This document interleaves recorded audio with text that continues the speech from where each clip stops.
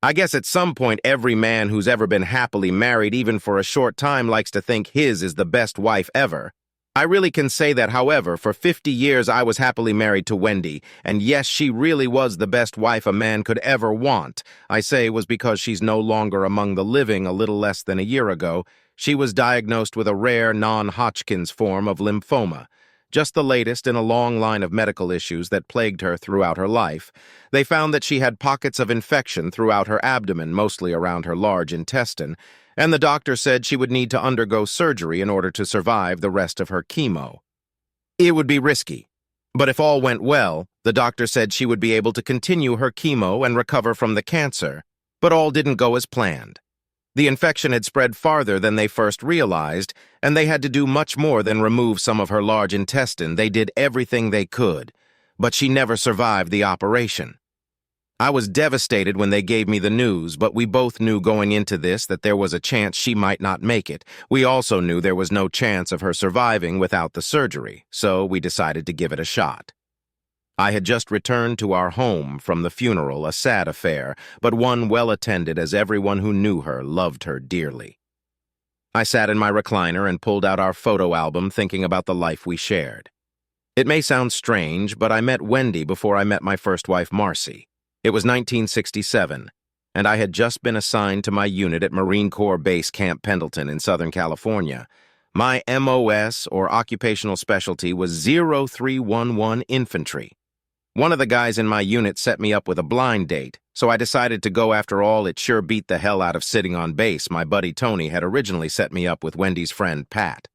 It turned out, however, that Tony and Pat got along pretty well, so he ended up with her while Wendy and I got to know each other. I was instantly struck by her long blonde hair and pretty face. She had the biggest blue eyes I had ever seen and a smile that could launch a fleet of ships. I had always been a leg man. Her legs, oh my God, those legs were, as the kids today might say, to die for. To say I was smitten would be the understatement of the year. We spent the evening getting to know each other and found we had a lot in common. Both of us were in the service, but where I was in the Marines, she was in the Navy and worked at the Naval Hospital in Balboa as a corpsman, the Navy's version of a medic. We both liked the same music, the same movies, and had lots of other interests in common as well. Before the night was over, I knew that I was going to marry this woman we dated for a few months but slowly drifted apart. She told me that she was worried we were getting too close, so we quit seeing each other on a regular basis.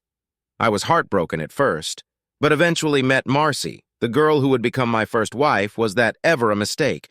At first, Marcy was kind and sweet and fun to be with, but it seemed the moment we got married, the mask came off, and I found myself waking up next to the shrew from hell. We weren't even married a whole year before I caught her in bed with some guy she went to high school with. My unit was in the field undergoing training, and we were scheduled to be gone for a full week, but we wrapped it up a day early. I was looking forward to getting home to surprise Marcy, but I was the one who got surprised. I could hear them the instant I walked into the small apartment we shared off base. I went into the bedroom to see some skinny, long-haired, scraggly-looking maggot between her legs pounding for all he was worth. I was with rage and proceeded to kick him all over the apartment before tossing him out the door. Marcy cringed under the covers as I came back into the bedroom for her. "Please, Jeff, don't hit me," she begged. I shook my head. I was raised never to hit a woman, and I wasn't about to now.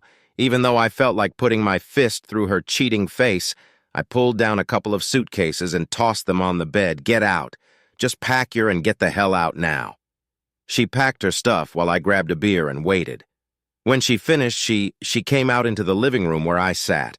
"I'm sorry," she said. I never said a word, but pointed at the door. She called her parents, and they came to pick her up. Her father was also a Marine, and I told him what I walked into. He shook his head. "I'm sorry, Jeff. I thought we raised her better than that. They took her away, and I never saw her again." Thankfully, the next day I filed for divorce. I was surprised that she agreed to my terms, and our marriage became yet another statistic. A couple months after I filed for divorce, my unit was deployed to Vietnam just in time for the February 1969 Tet Offensive. I'd like to say I beat them all back with the jawbone of an pig, but I can't. Truth be told, I was the one who got beaten. An enemy bullet tore through my upper left leg and another hit me in the abdomen. They managed to save my leg, but told me I would be in physical therapy for some time. I also ended up going through several surgeries to fix the damage to my gut. Eventually, I was shipped stateside and ended up at Balboa Naval Hospital a day after I arrived. I woke up to find Wendy standing over me. At first, I thought I had died and gone to heaven. I'll never forget her first words to me. "What are you doing in my hospital?" "Jeff Hammond," she asked with a smile, "is this a ploy to get me to go out with you or something? Can't blame a guy for trying." I looked and saw she had 2 Chev on her white uniform, making her a petty officer second class. "I see you made second class." She nodded her head. "Yep, and if I'm not mistaken, that means I outrank you, Corporal." I smiled for now. I said I noticed she didn't have a wedding band, and a big part of me was glad. "How are things with you? Have you met someone yet?" "Nope. I guess you kind of ruined me for anyone else." She said with a smile, "Now, Corporal, you need to get your rest. I hear they're going to start your physical therapy before too long. Will I see you again?" I asked. She gave me a sly smile before answering, "You better believe it, Marine. I'm going to be watching you like a hawk." I couldn't help myself and flashed a big eating grin that was the best news I had heard in a long time. She looked around for a moment, then slightly kissed me on the cheek. "Take care of yourself. I'll check on you later." She kept her word and came by about the time my dinner was brought into my room. Her shift had just ended, she said, and she wanted to see me before she left for home. We sat and talked as we both picked at the dinner on my tray. After she asked, I told her about my failed marriage to Marcy. She listened in silence, then took my head in her hands. She was a fool and an idiot. "You deserve much better than that." We talked until she was told that visiting hours were over. I stopped her before she left the room. "You know, I thought about you an awful lot over there in N."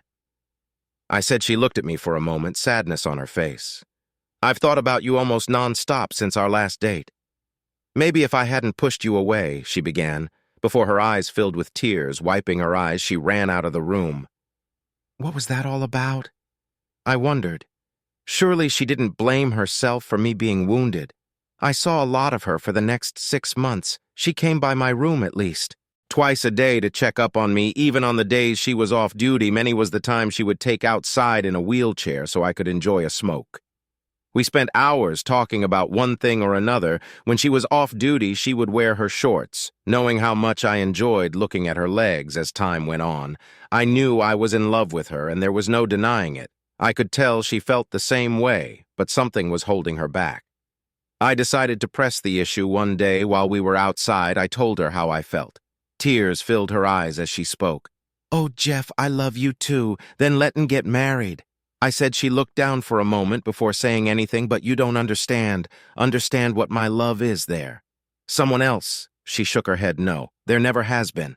I don't understand. I can't have children." She explained that she was diagnosed with Turner syndrome, a condition I later learned affects about 1 in 2,000 women born in the United States. This explained her relatively short stature, and she said affected her ovaries, meaning she could never conceive a child. Worse yet, she said there's no cure. I could tell this bothered her, but I reassured her that my love for her wasn't based on any ability to have children. She cried as I held her tight. "But you deserve a complete woman, someone who can give you children," she said. I held her face in my hands and looked her in the eyes. "You are a complete woman. When the time comes, we can adopt. There's lots kids out there who needs a good mother. Hey, look at me. I was adopted and I turned out all right." She smiled seriously. "You were adopted?" "Yeah, my birth parents were killed in a car accident when I was just 6.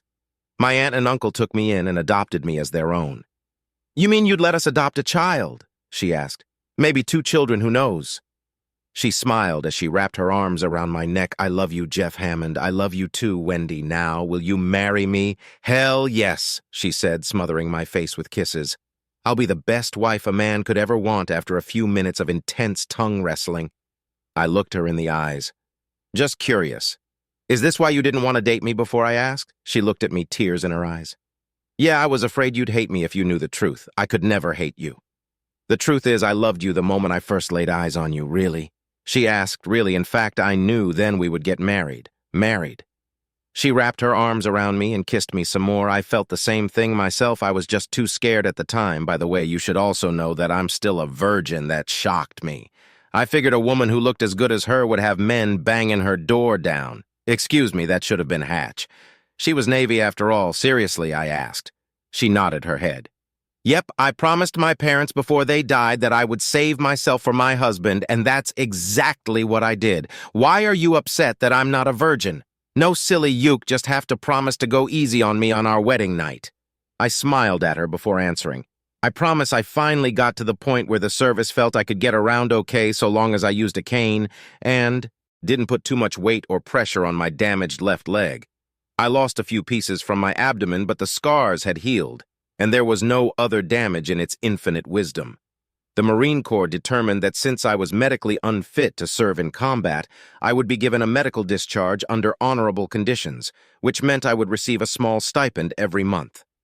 Wendy and I discussed it, and she offered to let me stay in her apartment since her latest roommate left, having been transferred to another duty station. Not wanting to be away from her for even a day, I accepted. Besides, we were set to be married in January 1970, which was just a few months away, so I moved in with her and stayed in the second bedroom, the one her former roommate had used. Wendy was adamant that we were not to sleep together until we were married. It was hard as longed so much to make love to her, but I respected her wishes. Things were tight after all. I wasn't getting anywhere near what I used to make, but Wendy proved to be quite well organized, and she somehow managed to make it work. All she asked for me was a little bit to help cover the utilities. I was more than happy to do that for her. I contacted my folks in Wichita Falls, Texas, and gave them the news. They were thrilled to hear that Y and I were going to be married and promised to come out. Dad suggested that I needed a new truck since my old one had a manual transmission. I told him I couldn't afford the payments for a new one, but he wouldn't hear any argument. Call it a wedding present. We'll use it to bring all your stuff out, and we'll fly back. He also suggested I call the local bank where I had a savings account and arrange to have some of those funds transferred to California. When I was married to Marcy, we had an account with the credit union on base, but closed the account and divided it up when we divorced. I opened a new account with a civilian bank in town using my half of the money and still had funds sitting there since that's where my checks had been deposited. In the grand scheme of things, it wasn't much, but with the cash I had sitting in Texas, it would certainly help get us over the hump. I knew I couldn't stay in Wendy's apartment all day doing nothing and wanted I actually needed something that paid actual money. Wendy, however, said I should use the time to check out the local colleges and get my degree. Using my GI Bill, since I didn't have a car, she let me use hers, provided I took her to work and picked her up. Fortunately, her car was an automatic. I checked out the local colleges, and after discussing it with Wendy, decided to go for an engineering degree. Classes would begin about 3 weeks after our wedding, so that worked perfectly. I made the arrangements with the VA, filed the necessary paperwork, and it was a done deal. We got married in a small ceremony in a chapel close to where Wendy worked. Many of her colleagues came out to wish us well, as did my parents, who fell in love with Wendy. My dad had arranged for us to stay at a nice hotel in Las Vegas for our honeymoon. So after the wedding we were off, I'd like to say that we screwed like rabbits on our wedding night. But we didn't. There was no doubt in my mind that first night that Wendy was a virgin. That was something new for me. But I certainly didn't complain. I also learned that the key to sex with Wendy was foreplay and oral stimulation.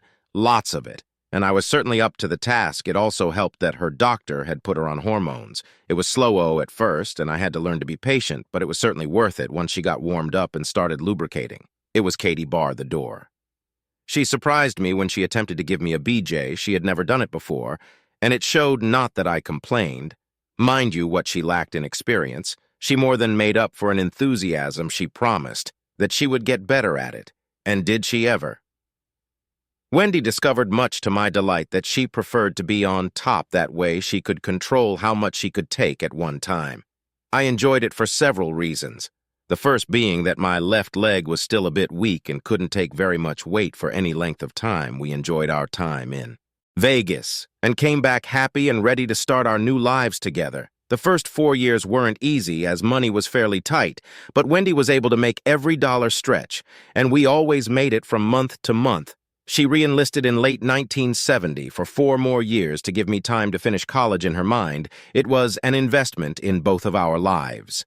She also turned the old guest room into an office where I could study in relative peace and quiet. Somehow she scraped up enough money to buy an old desk and some bookshelves from a local thrift store. Then she had them delivered to the apartment and refinished them, so they matched when she finished They looked like she had spent a small fortune. I still have that desk and those bookcases, and they look as good now as when she first got them. Many evenings, as I sat and studied in my office, Wendy would entertain us both by playing her piano or her violin. I loved listening to her play, and would sometimes pull out my grandfather's old guitar or my Mountain DLR and play along with her. We were never really that good, but we had fun anyway, and the musical breaks have often turned into foreplay, which inevitably turned into romantic interludes in the master bedroom. During those early years, we made sure to save enough money to go out on a date at least twice a month. It was during one of those outings that I got a glimpse at another side of my wife. I always thought that Wendy was the most beautiful girl around, apparently. I learned so did a few other men, some of whom worked at the same hospital she did. One of them happened to be at a club. Wendy and I sometimes liked to frequent with my leg in the shape it was. I wasn't able to dance for very long at any one time, and even then all I could do were slow dances. Forget that hopping around stuff, it just wasn't going to happen. Wendy, on the other hand, liked to dance fast and was often asked to dance by other guys in the club. She always asked my permission first, and I usually let her after giving the fellow asking her the once-over. I also kept an eye on what he was doing as they danced. I trusted Wendy, but I didn't trust some of the guys who asked her on the dance floor one night. This guy came to our table and started chatting my wife up without so much as a bye leave to me. Wendy recognized the slight and introduced him to me, letting him know I was her husband. "Good to meet you," he said nervously as he shook my hand. "So you mind if I have a dance with your wife?" I looked at Wendy and could tell she wanted to dance, so I nodded my head as they danced. I saw him try to reach for her several times, but she backed away from him. I took a sip of my beer, and that's when I heard the commotion from the dance floor. I looked up and saw him on the floor looking up at her. She stood over him, curious. The others around them stopped to watch what transpired between them. I grabbed my cane and headed over to them. "Don't you ever touch me like that again, you hear me, a hole?" she yelled. I knew she had a temper, but I had never seen her so angry before. "You witch," he growled. "I'll get you for this." I got to them and put the end of my cane on his Adam's apple and pushed him back down none too gently. "If I was you, I'd stay right where you are. Host, trust me. You don't want to piss her off any worse than you already have, and you damn sure don't want to piss me off. Maybe you'd better put a leash on that woman." Cuck, what the hell is going on here? I asked myself. I would definitely have to have a talk with my wife. I pushed harder on the cane. "Maybe you'd best keep your paws off my wife, otherwise I may just have to cut your balls off with a dull butter knife." His face paled, but he said nothing. I turned to Wendy, who was still red-faced. "Are you okay?" I asked her. "I'm okay. Now," she said. I nodded my head. "Maybe we'd better get going." "I said's let'n get out of here," she said in response. We went back to the table and grabbed our things, then headed for the car. "What was that all about?" I asked her when we got in the car. "I'm sorry he works at the hospital. I dated him a couple times before we got together, and I guess he thought that gave him a right to move in on me." "What happened out there on the dance floor?" I asked. "He put his hand on my hips, so I kneed him in the balls.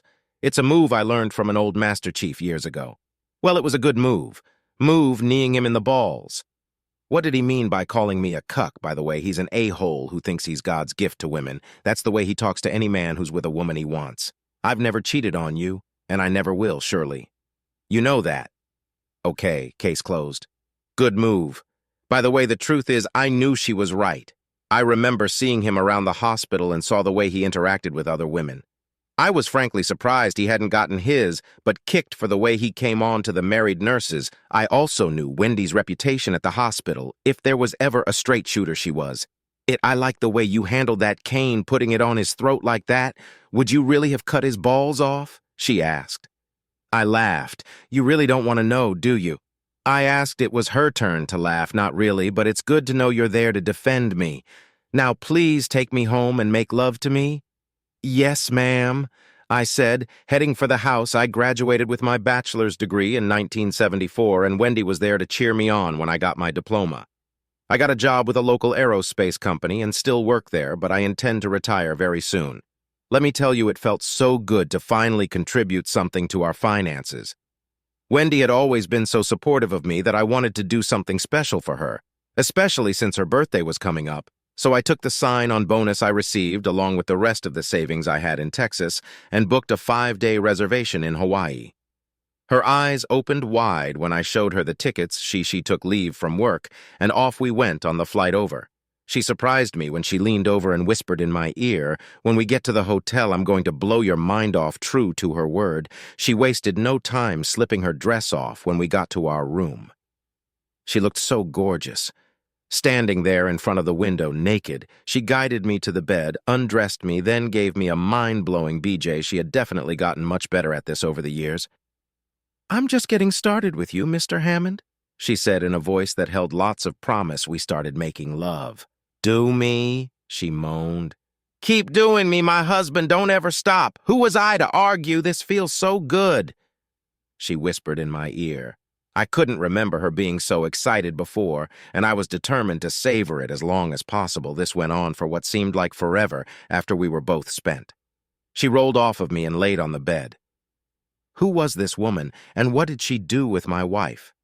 I asked myself, who cares? I thought answering my own question, whatever happened. I was enjoying this little show she was putting on after a bit.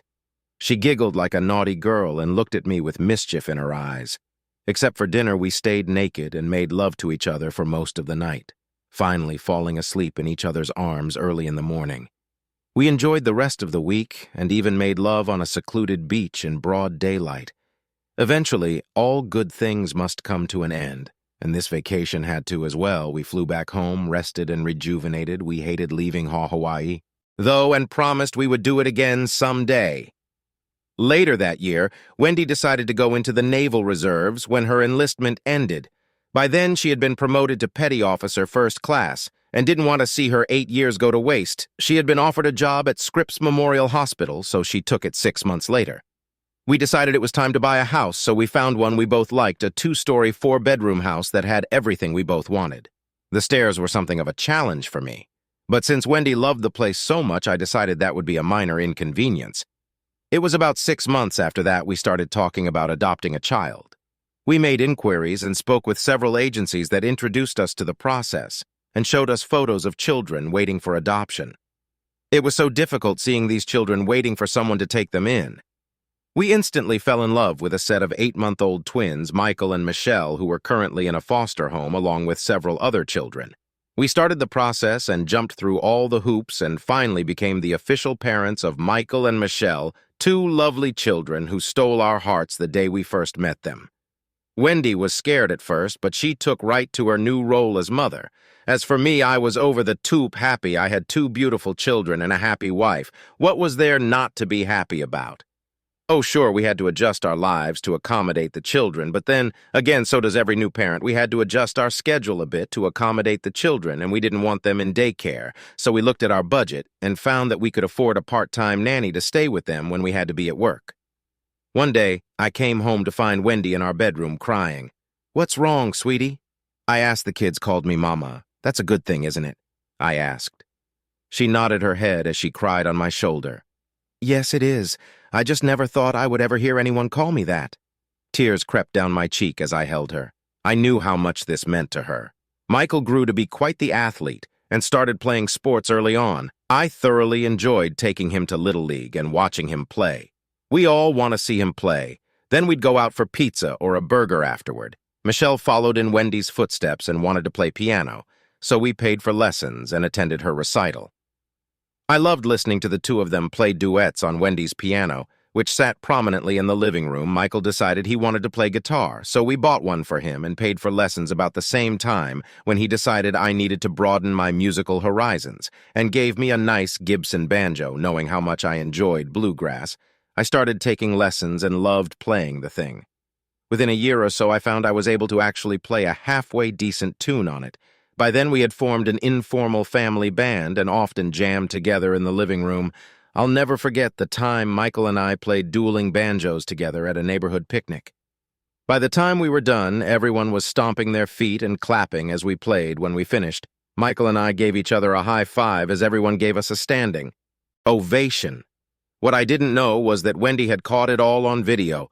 Life went on with all of its ups and downs. Things were great for us overall, and we had our minor disagreements like any other family, but we always got through them. In 1986, Wendy was diagnosed with thyroid cancer. She assured me that it was a very common and treatable condition, but I was still worried and wondered if it was connected to her Turner syndrome. She got through it okay, just as she promised, but she now had to take pills every day for her thyroid. For years later, Saddam Hussein invaded Kuwait, and Wendy, along with several others in her reserve unit, were called into active duty and assigned to the USS Mercy, a hospital ship based in San Diego. By then, she had just been promoted to Senior Chief Petty Officer, having served in combat. I was naturally concerned for her well-being, and of course the children were scared as well. But she put our minds at ease, telling us that hers was not a combat role and that it was considered a war crime to attack a hospital ship. It was a tearful departure that day in August 1990 when the kids and I took her to the ship after giving us all kisses and hugs. She promised to stay in touch as often as she could. The children and I had tears in our eyes as we watched her sail off to war. She kept her promise and called it every opportunity. We exchanged letters at least 3 times a week, and she called us from the ship about twice a month to let us know she was okay. The holiday season, though, was the worst part of the whole ordeal. The kids and I missed her so damn much, but we got through it. She called on Thanksgiving and Christmas, and the kids and I even played a Christmas song for her as she listened, but it just wasn't the same without her. There we finally got word in the middle of March 1991 that the ship would be leaving the area of operations and would return to Oakland in April. We all jumped for joy at the news. When the time came, the kids and I drove to Oakland to pick her up. We smothered her with hugs and kisses when she got off the ship, and I could tell she was happy to be back home. I don't know if the kids noticed, but I saw something different about her having been through combat. I thought that maybe she was just experiencing a bit of fatigue from what she had experienced, but after a couple weeks I knew there was something else going on. She seemed to be tired all the time and struggled just to get through the day. Little tasks wiped her out, and I found her catching her breath more than once. I finally convinced her to see a doctor and took the day off to be with her. After examining her, the doctor recommended she see a cardiologist. It only took him 30 seconds of listening to her heart through a stethoscope to tell us she needed surgery right then and there. It turned out that what other doctors simply wrote off as a heart murmur over the years was much worse. The valve on her aorta wasn't working and had to be replaced. They ended up giving her a mechanical valve, which the doctor said would probably last longer than she would. They also put her on Coumadin, a medication to keep her blood thin. She was much better after that, but it was a bit strange to hear her valve clicking at night when nothing else was moving in the house. A couple months later, she started experiencing some of the symptoms of menopause, which we both knew was probably due to the Turner syndrome, her joints HEHD all the time, and she experienced a number of wild mood swings. She could be happy and carefree one moment, then start crying for no reason whatsoever. A moment later, she would be angry at the world over essentially nothing, of course. Her libido practically disappeared, as did our sex life. Her doctor did what he could, but eventually suggested she have a hysterectomy. She agreed to the procedure and had it done, spending 5 days in the hospital. She improved considerably afterward, but things were never quite the same. Our love for each other never decreased, but our sex life basically disappeared. We tried a few times, but she found the actual penetration too painful. Even with creams and loops, we satisfied each other as best we could orally, but there was still something missing. Life went on, and the children graduated from high school in 1993. Michael got an appointment to the Naval Academy at Annapolis, and Michelle got accepted to UCLA and hoped to one day become a doctor. Wendy and I tearfully bid them farewell as they moved forward with their lives. Then our lives as empty nesters set in. We discussed selling the house and moving into something smaller, but dismissed that idea after looking at the rising cost of housing. Not only that we had a lot of happy memories in the house where we lived and raised the kids, and we reasoned the day could come that we'd be entertaining grandchildren, so we stayed where we were and moved ahead. A couple years later, Wendy realized she had enough points to retire from the Navy Reserves, so she did. She stayed on its scripts and buried herself in her work one night. Wendy turned to me and uttered the words, "No married man ever wants to hear we need to talk." "What's the matter?" I asked. "Before you say anything, I want you to please hear me out completely." She said, "Okay." I said, getting nervous. Was she going to ask me for a divorce? I had no idea what was going through her head. "Promise me you won't get mad or anything, okay?" She asked. I was actually getting a bit peeved by now, but I held my tongue. "Just talk to me, Wendy." I said, "What's going on?" I know the last few years have been hard. It's been hard on both of us, and I know it's been a long time since we've been able to do anything. You know, in bed, I don't blame you. Not at all, it's me, it's all my fault.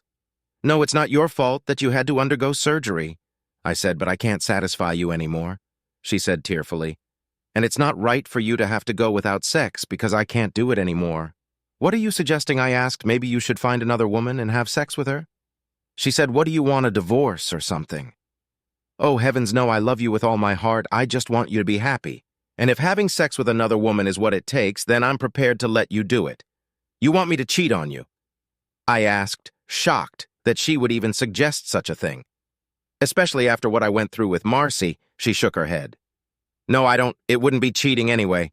Not really. You'd have my permission, and you wouldn't be sneaking around on me. Besides, it's just sex. It was my turn to shake my head.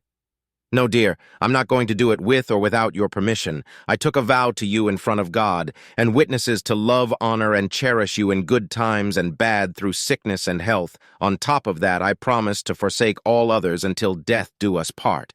I'm not breaking those vows, but I can't satisfy you anymore, she said, tears falling down her face. It's not fair. You deserve to be happy, but I am happy. Every minute I get to spend with you makes me happy.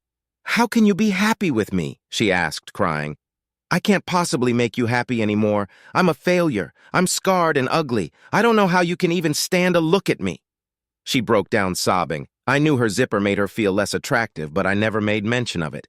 I held her close to me and rocked her as she cried on my shoulder. You're not a failure, and you're certainly not ugly. You're the most beautiful woman I've ever known, and I'll be happy to compare scars with you. I don't ever want to hear you say that again. You've made me the happiest man in the world. And you raised 2 wonderful children, all while working and serving your country. You're the best wife and mother any man could ever hope for. Don't ever tell me that you're a failure, because you're not. Believe me, I know plenty of women who couldn't hold a candle to you. I'm sorry. I just want you to be happy. You deserve that, and you do. Make me happy. Listen, let's make an appointment with the doctor and see what can be done. Okay, I don't want to see another doctor, and I'm tired of taking pills. I could relate to that, I understand, Stan. But it won't hurt to find out. Please call the doctor tomorrow and make the appointment. Promise me. She nodded her head. Okay, I will. She called the next day and made an appointment for later that week. I took a comp day off and went with her. The doctor and I both listened as she explained what was going on. He took notes as she talked and waited for her to finish. Then he consulted her chart before speaking. I see you were on hormones before your hysterectomy. Are you still taking those? Wendy shook her head. They took me off of them and said I wouldn't need them anymore, she said. He nodded his head. I see it's also been a while since we've checked your thyroid, Letton. Get some blood work done and see what we're dealing with first, given your history. I also want to check your glucose level. My office will be in touch in a day or two, and we'll go from there. Okay, she said. After the doctor left, a nurse came into the room and took a few vials of blood we left and went home after stopping for a quick bite to eat. A couple days later, the doctor's office called. Some of her levels were off, including her thyroid, so the doctor called in a new prescription. He also found her glucose levels were elevated and determined that she was diabetic, but not so bad that she required medication. His plan was to see if it could be managed through diet. That didn't surprise me. I had started reading up on Turner syndrome on the internet, and a number of sites suggested that diabetes was fairly common among women with the condition. I also made note of the symptoms that were listed and found that Wendy had displayed a number of them over the years. The doctor also prescribed a new hormone, OWN therapy, and set her up to visit his dietitian. He also asked her to come back in 30 days for a follow-up. I picked up her new meds and scheduled another day off to visit the dietitian with her. I planned to go on the diet with her partly to give her support, but also because I wanted to avoid diabetes myself. It took a few days before we saw results from her new regimen, but it was worth it. Wendy's mood improved considerably, and she was almost back to her old self. About a week after the new diet and prescriptions, Wendy met me in the bedroom wearing nothing but a smile. It had been a while since I had seen this you want to play, she asked. Striking a sexy pose, I took her in my arms and gave her a kiss. Always, I said. I started to undress, but she stopped me. Let me take care of that, she said as she began unbuttoning my shirt. After she had my shirt off, she took off my belt and unzipped my trousers. I didn't want to hurt her after all, and this was the most we had done in a very long time. She leaned over me as she slowly started having sex with me and looked me in the eye. "This feels so damn good. I've missed this so much. Me too. You feel so hot. Don't ever stop doing this. I won't. In fact, I may just chain you to the bed and stay just like this, naked for the rest of my life. Works for me." After a few more minutes, I exploded inside her, and her climax hit at the same time. I felt like I could go on for much longer and started moving under her. But I saw her face grimaced just a bit. "I'm sorry, babe, but I'm starting to get a bit sore," she said, rolling off of me. "That's all right," I said, holding her close to me. "No, close to me. Need to apologize. I'm so glad you didn't take me up on my stupid offer, so am I. I told her you have my permission to kick my butt. If I ever mention that again," she added, "I may just take you up on that." "I love you so much," she said, before giving me a deep kiss. "I love you more," I said in response after we kissed. It felt so good to have the old Oni back. Our sex life improved quite a bit. We weren't nearly as active as we were when we first married, but it was still very satisfying. In 1997, Michelle got her bachelor's degree and prepared for the next stage in her education.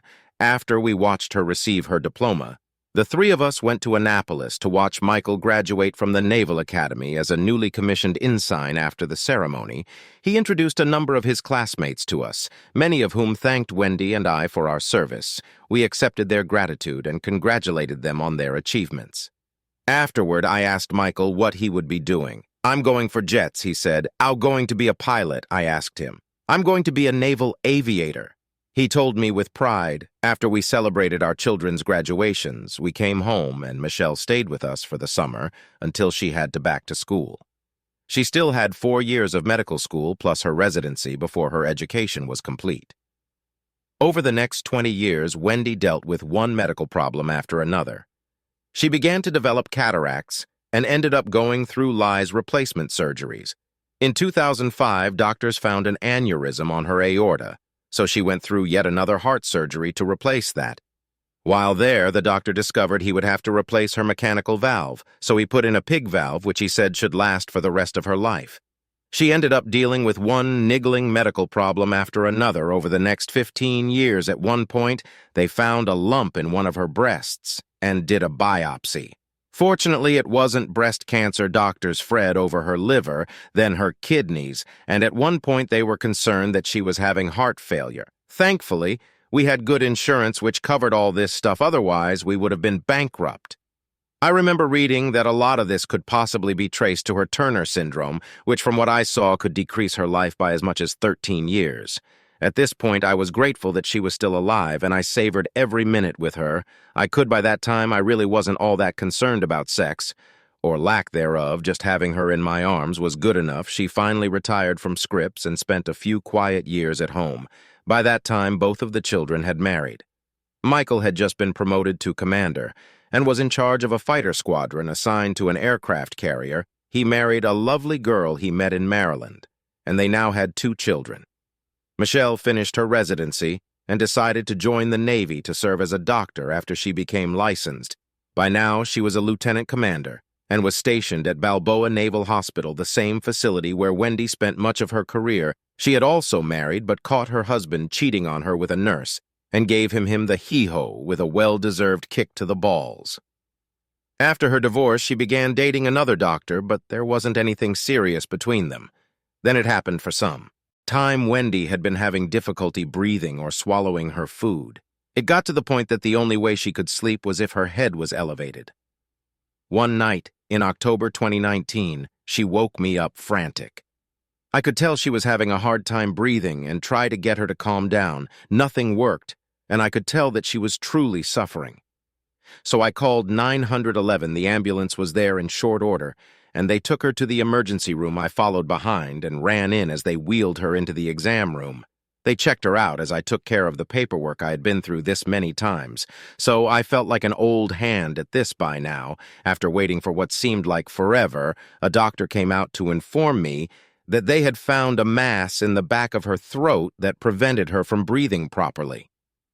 They took a sample of the mass to determine what it was and had her on a machine that would allow her to breathe. I asked if I could see her, but they said she was sedated at the moment, so I waited and waited and waited some more. I drank one cup of bad coffee after another. As I sat waiting for someone to tell me something, I drank so much coffee I had to use the head several times. I even dozed off for a while as I waited for them to tell me what was going on. Eventually, the doctor came out and pulled me into a small conference room where we could speak in private. That's when he informed me that the mass appeared to be cancerous, and they were prepping her for emergency surgery to remove the mass so she could breathe. He also informed me they were still analyzing it to determine whether or not the tumor was malignant. The surgery could take quite some time. He suggested I go home and give the nurse my cell number so I could be informed when they were finished. I followed his advice and headed home after leaving my cell number. I was exhausted but anxious when I got home. I called into work to let them know what was going on, and my supervisor told me to take whatever time I needed. I collapsed on the couch and slept fitfully until the chime on my phone woke me several hours later. When I got to the hospital, I was taken to the recovery area and asked to wait until they had her room prepared. While I was waiting, a doctor came out and gave me the news that they had confirmed the cancer. Although it was a fairly aggressive cancer, they were certain it could be treated through chemotherapy. I signed all the appropriate papers to start her treatment and went to visit her. My heart broke as I saw her in that hospital bed. She looked haggard and worn but put on a brave face. I held her hand in mine and kissed her cheek. "Did the doctor talk to you yet?" I asked. She nodded her head. "Are you going to be okay?" "Yeah," she said weakly. "I'm just worried about you. I'll be fine, dear. I'm right here. I'm not going anywhere." We sat there holding hands until she finally drifted off to sleep. I kissed her on the forehead and went home after the doctor said they were going to keep her for a few days to get her set up for chemo. My supervisor understood the situation and told me to take whatever time I needed. I had a lot of vacation sick and comp time saved up, so I took it and made the necessary changes in the house so she wouldn't have to navigate the stairs in her weekend condition. The next 3 months were rough. Fortunately, the kids came out for the holidays, and Jennifer, Michael's wife, cooked the holiday meals with Michelle's help. By this time, Michael was a captain in the Navy and commanded a carrier air group. He took enough leave so they could spend Thanksgiving and Christmas with us. Wendy and I spent as much time as we could with the grandkids. It was just after Christmas when the doctors discovered her infections. They immediately stopped the chemo until they had settled on a plan of action. The rest, the children, were an absolute godsend. They helped me arrange the funeral and deal with Wendy's final arrangements. We all cried on each other's shoulders during this time. It was 2 months after the funeral when I finally decided to tackle the last of Wendy's things. By then, almost everything else had either been given away as she wished or donated to Goodwill, with everyone locked down due to this damn coronavirus thing. I figured this was just as good a time as any to get to it. I went into the bedroom and looked at the large hope chest that ran the width of our bed. I had made it for her 45 years ago when we first moved into the house using the table saw and router she had given to me as a house swarming present. Until now, I had never opened the thing, so I had no idea what she kept in it. I remember asking her what she used it for, and she would simply give me a sweet smile and say it was a place for her best memories, whatever that meant. I figured she kept some knickknacks or things that had been handed down to her over the years. When I opened the chest, a part of me felt like I was invading her privacy. I looked inside, wondering what I would find. There was an envelope sitting on top addressed to me. I set that aside for a moment and went through what she had placed in the chest. I found several notebooks and opened them up. Wendy had kept every picture the children and grandchildren had ever drawn and had inserted them neatly into sheet protectors on top of that. She had kept every card, letter, and note she had ever received from us. There were several bundles of letters and cards from the 3 of us, and I found that she had kept every note I had given her over the years. She even kept locks of hair from the children that she had collected over the years. I also found a stack of videos she had made of the family, including a tape of the barbecue where Michael and I played dueling banjos. I decided I would make copies of them for the kids. I opened the letter and pulled out a handwritten note. I could tell this was fairly recent, as her handwriting wasn't as neat as it used to be. "My darling Jeff," it began. "I don't know if I'm going to survive this operation or not, so I wanted to get this off my chest while I still can. Over the last 50 years, you have made me the happiest woman on earth, and I only hope and pray that I have made you happy as well. Please don't cry for me.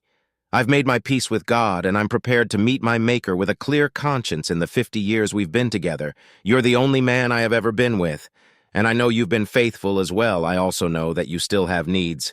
So please find someone who will make you happy in your old age. Just promise that you'll remember me from time to time, okay?